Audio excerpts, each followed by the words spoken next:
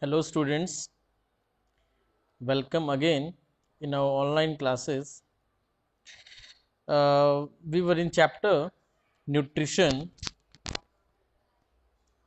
and we have completed digestive system, especially the absorption part, not full digestive system we have completed. So just recap of my last class what we have done. In nutrition we have studied about some digestive system, completed ingestion, digestion and absorption. So from this week I will complete some one or two topics in this chapter.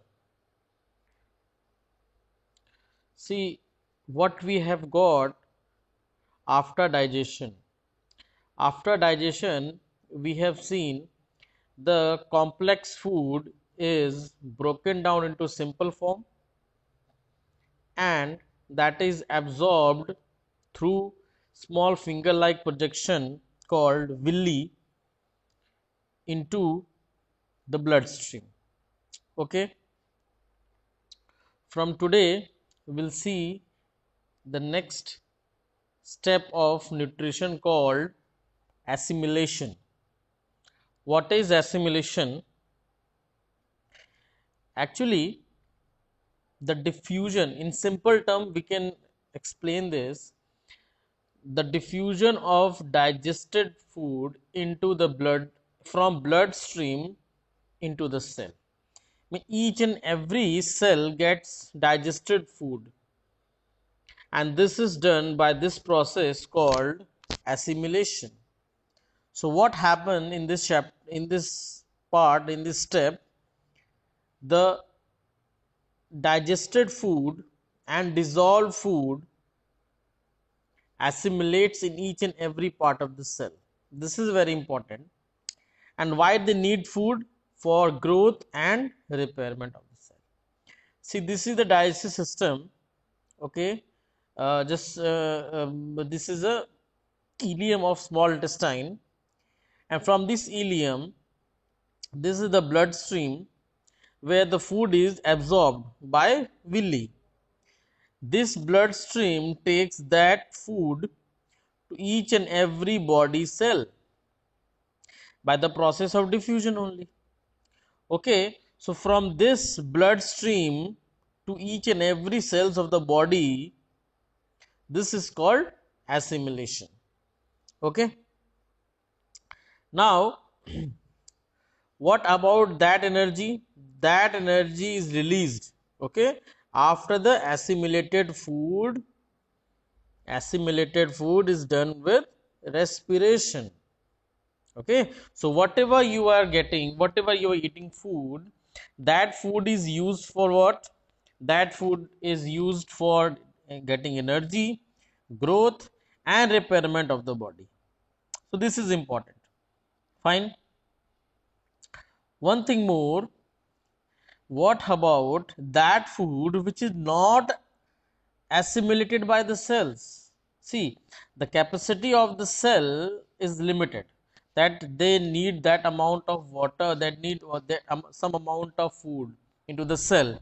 But what about that food which is intaken by the body in large manner? Suppose not every time we calculate that amount of glucose or protein inside the body. Okay, so what happens then?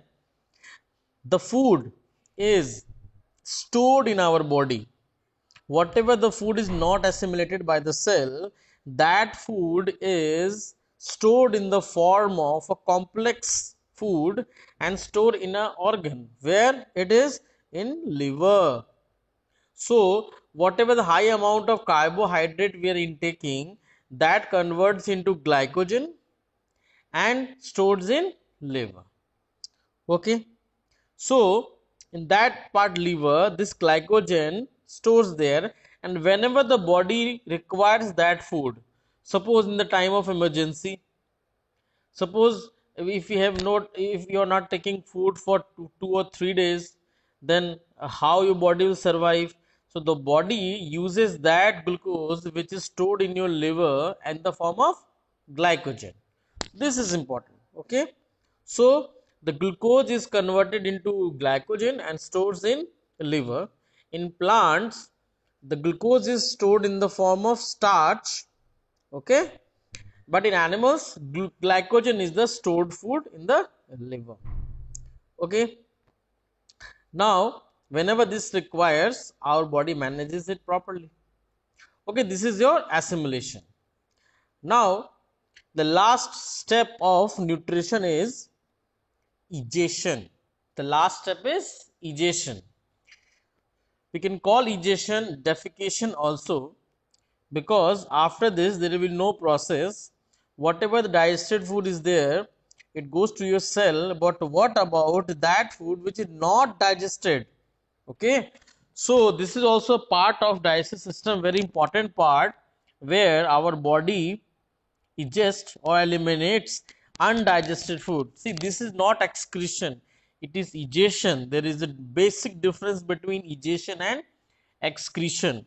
In excretion, elimination of toxic waste, but in egestion there is elimination of undigested waste. Okay, so there is difference between undigested and toxic substances. Okay, so after that we have a large intestine. Okay, so what is that large intestine? In the diagram, we'll show you in the diagram also. After the completion of the digestion, absorption and assimilation, the undigested food moves from small intestine to the large intestine. See here, from small intestine to large intestine. Okay, we'll see through the diagram also.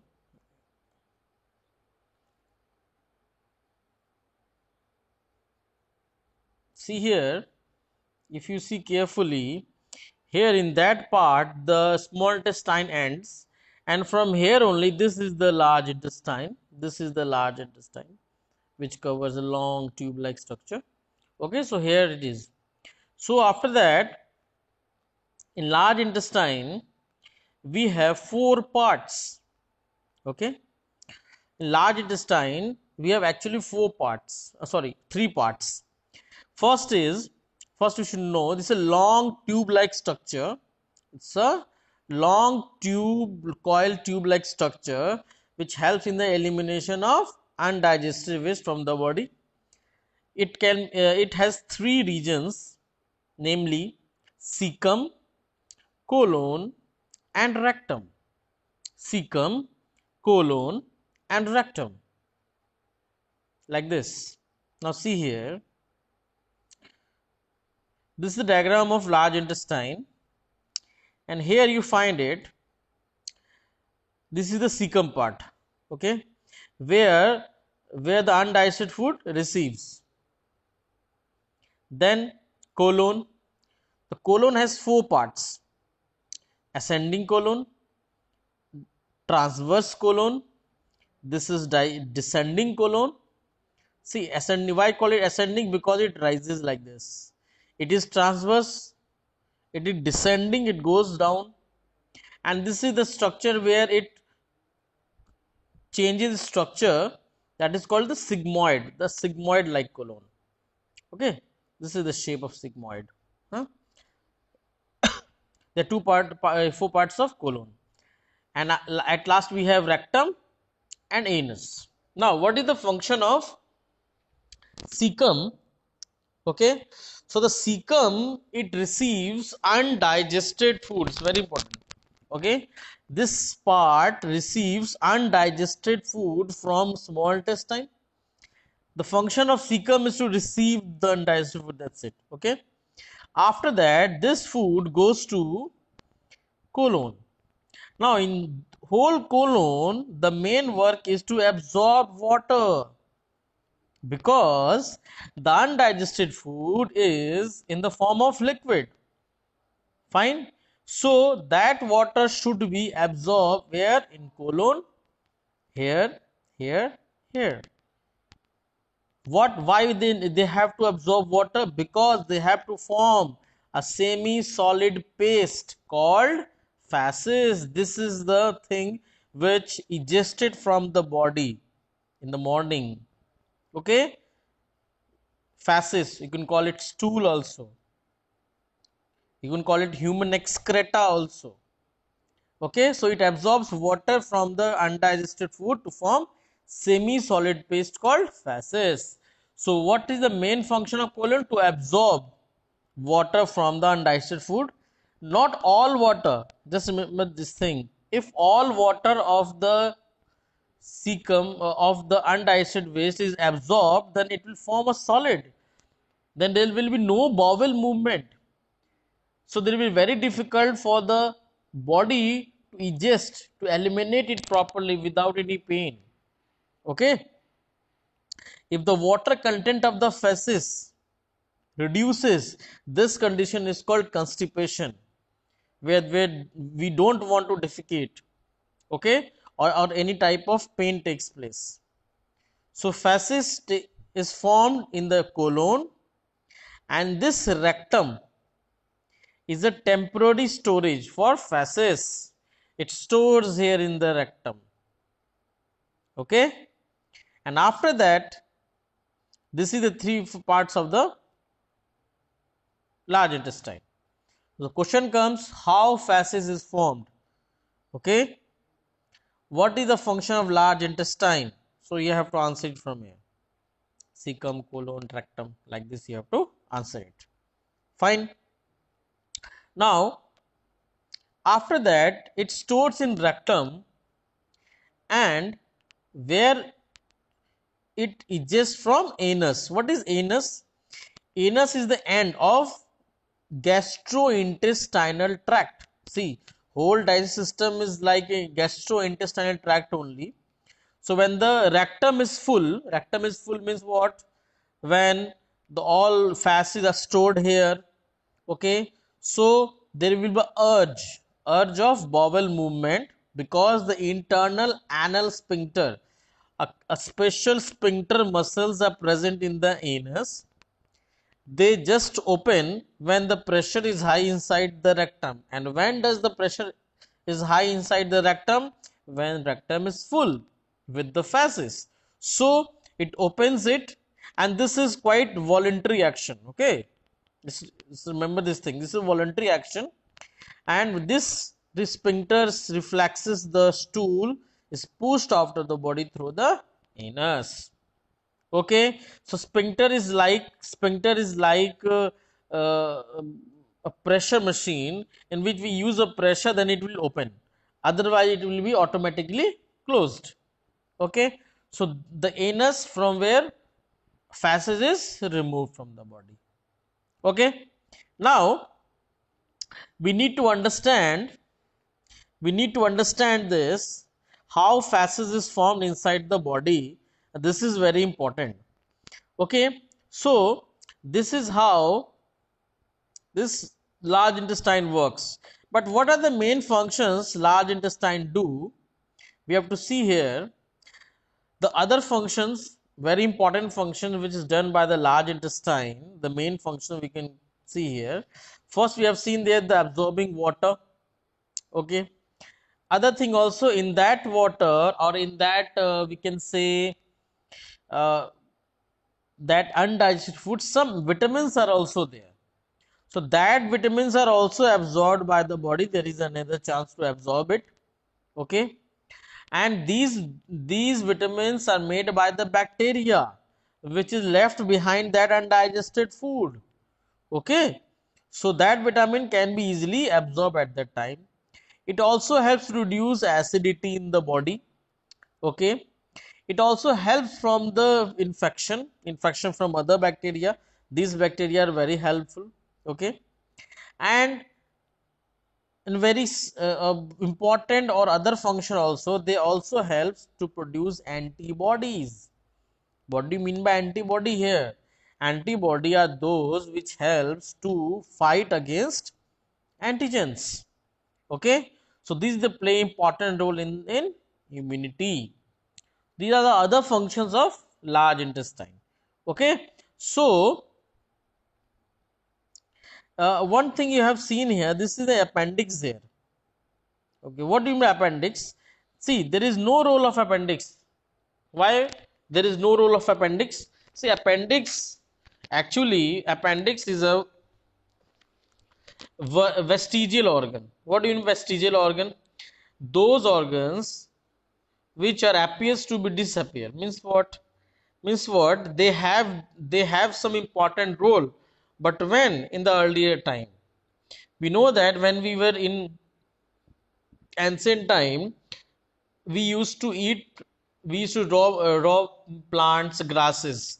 So at the time, to digest raw plants and grasses, we need some special enzymes. For example, in grass there is cellulose, and we don't have the enzyme to digest cellulose right now. So at the time we have vermiform appendix.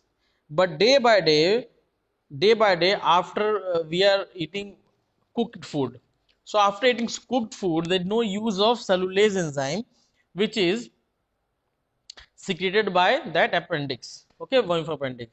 Now this appendix is totally, we can say, disappeared. In some people they regenerate, but not in all people. Okay, so this is the main function of large intestine. Now some digestive disorders are also there. What do you mean by digestive disorders? These are the digestive disorder, and these are the some common signs. Okay, one by one we'll discuss here. First is indigestion. Indigestion means what? Not able to digest. It may happen due to the lack of release of enzymes, which is by our glands. Okay, constipation, this is the condition. Okay, this is the condition when your body absorbs water, excess water from the uh, feces. When will it happen? When there is acidity in the body, when you eat some excessive amount of spicy food, at that time the constipation takes place. If you get lot of water, drink milk, then no problem. Okay, vomiting. Okay, it's a common symptom also. Jaundice, it's a liver disease which is caused by hepatitis virus, so it's also a digestive problem for us. In jaundice, there is a disorder of liver in which your liver is not able to digest fat substances, because there is no bile juice secretion. Diarrhea, this is caused by any, we can say, food poisoning or some bacteria like cholera at that time. So there will be no absorption through colon. At that time, loose motions or diarrhea takes place. Okay. After that, after that, gastrointestinal cancer. See, cancer can be happen in any place of the body. If it takes place inside your gastrointestinal tract, means inside the digestive system, so that type of cancer is called gastrointestinal cancer. Cancer is nothing, it's just like in uncontrolled division of cell. It can be done.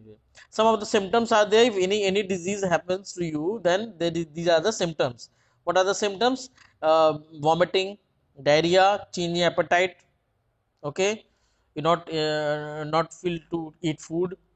Flutuance means you have some gastric problem. Always you feel some gas are present in your body. Blood in mucus in the feces, some blood comes in your mucus. This shows that cancerous cells are there. Constipation, weight loss, abdominal pain. These are the common symptoms of what? Digestive disorders. Okay. Now this is the end of your digestive system. We have now we are at the last topic called dental caries. What do you mean by dental caries? See, in dental caries, we have to take care of your teeth also. See, if we say that name a world's most common disease in the world, it's not related to heart, it's not related to lungs, it's dental cavity. It's a cavity is the most common disease in the world, because no one in the world cares about their teeth. Okay, that's why it's a very common disease. So how to take care of your teeth? For sorry, this is the diagram. See here, enamel, the hardest part of the body. Dentine is just living content of the body, living content of the teeth.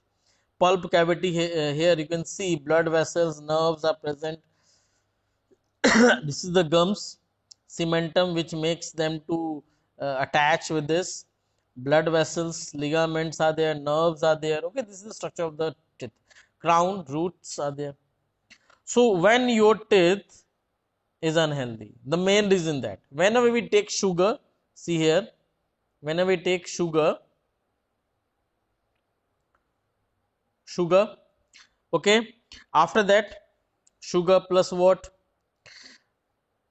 uh, plus bacterial cell wall, and we know that bacterial cell wall is made from what? It for it peptidoglycan, means peptide plus glucose. Okay, it forms acid, and this acid causes dental plaque and finally destroys the enamel called cavity. Okay, and which bacteria is responsible for this? Streptococcus mutans. This is the bacteria which generally present in our mouth. So this is the main reason for dental cavity. So there are two problems. It is the dental plaque. It's a yellowish layer present on our teeth. Okay, and this attracts that bacteria, and after that, after deposition of that, dental cavity takes place. So what we have to do here? We don't want, or we don't have to keep any sugar amount in on our teeth. That's why we want to brush. That's why we brush twice in a day. Okay, so just be careful how to keep your teeth healthy. Here is this: to prevent dental problems from occurring, what we have to do? It's very important. Brushing twice a day. See, if you to be very practical, we should brush twice.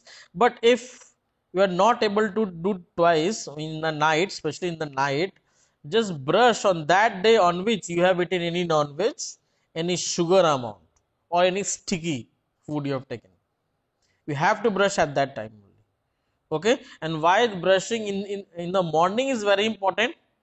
Because whole night, if you are sleeping, your mouth is closed, so in that time they have a golden chance to reproduce in your mouth, and at that time they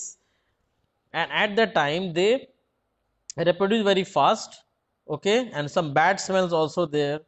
So you have to brush morning, it's mandatory. Okay, some other, flossing at once a day or every day. Flossing means through threads we should we should remove some cavity like substances. Okay, every day, not every week, you should do. Okay, use a mouthwash once a day.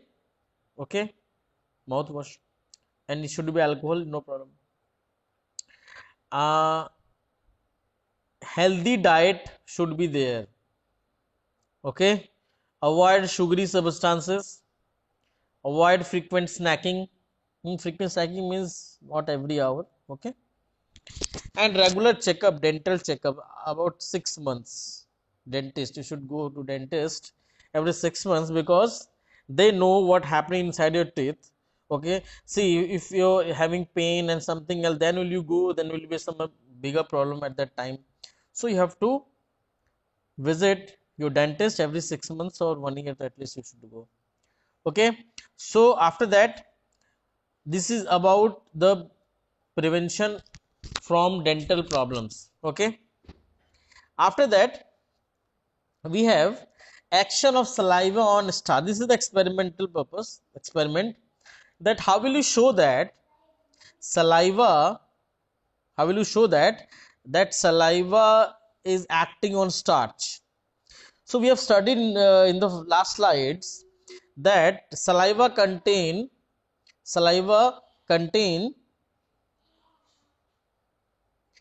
salivary amylase enzyme which acts on starch, and that starch converts into maltose. Okay, and we have also studied in photosynthesis that how to find out the presence of starch by using iodine solution. So that iodine solution, if you put on starch, it gives you blue black color. So this is the identification of starch.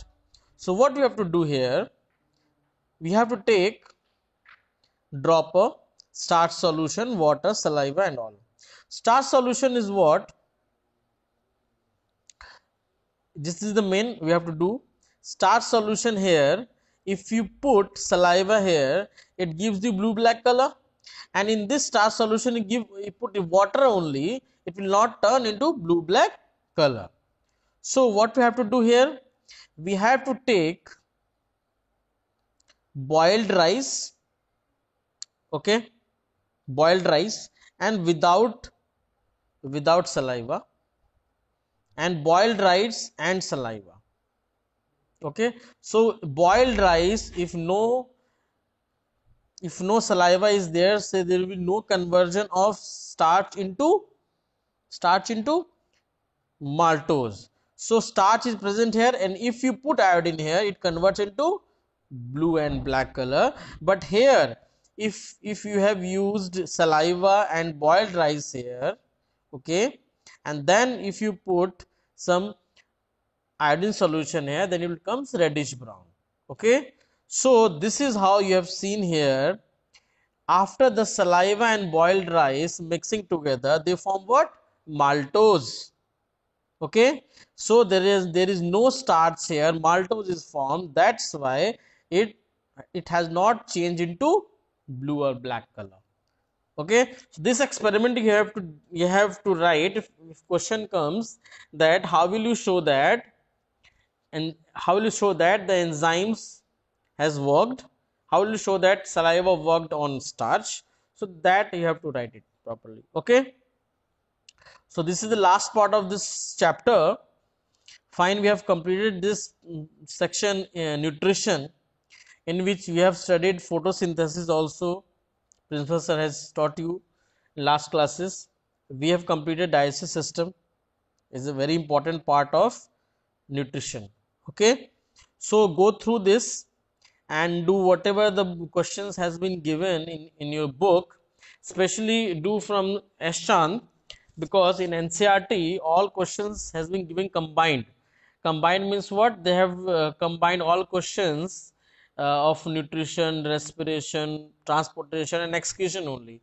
So you can pick out those questions which are related to nutrition and do all the questions, especially MCQs, very short answer question, long answer and hot questions. Do all questions in a rough copy.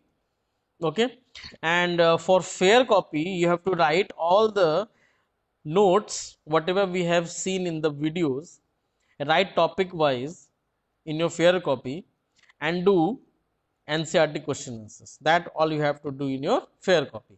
Okay, so this is how we have studied.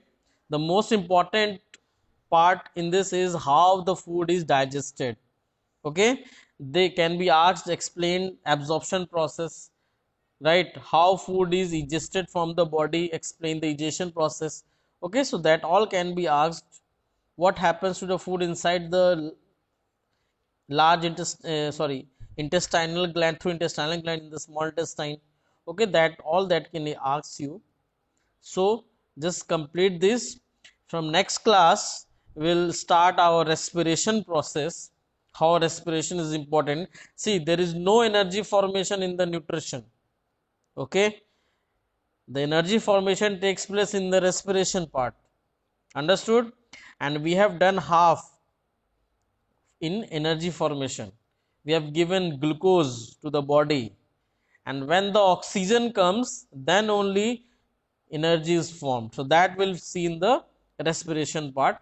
So just do all work, memorize it properly. Fine. Practice this diagram, small human digestive system, twice or thrice. Will give you see the same diagram in your project work also.